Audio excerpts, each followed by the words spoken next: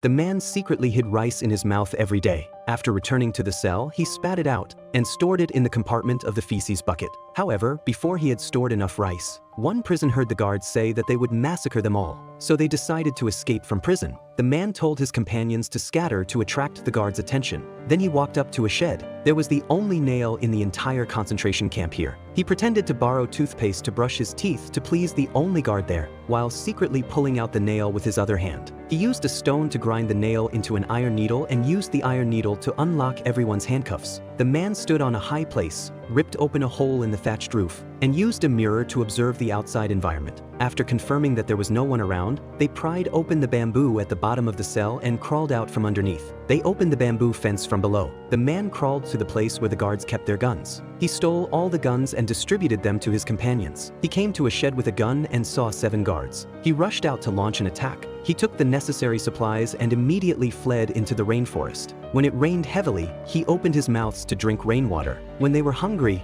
they ate the rice he had hidden before. But the rain was too heavy, and they were washed away by the flood. They found a river and made a raft to float downstream. But they soon encountered a waterfall. They managed to survive with great difficulty. The raft crashed down heavily, and all the supplies were gone. They came to an abandoned village. Suddenly, an American military helicopter passed by. He stood in the open space and shouted frantically, but the helicopter didn't stop. He made a fire by rubbing sticks and lit the wooden house, and shouted at the helicopter that appeared again, but the helicopter shot at him. He fell to the ground to avoid being hit. They left the village and encountered angry villagers who launched an attack on them. The man could only flee. The next day, he found that some soldiers were camping nearby. He could only hide quietly. After those soldiers left, he secretly ran over and picked up the sweet potatoes they had left. One day, another plane passed by. He picked up a large leaf and waved it vigorously at the plane. The plane circled around him a few times but then left. After a while, a helicopter came. Finally, it slowly landed. The man laughed and shouted. The helicopter dropped a rescue rope and picked him up.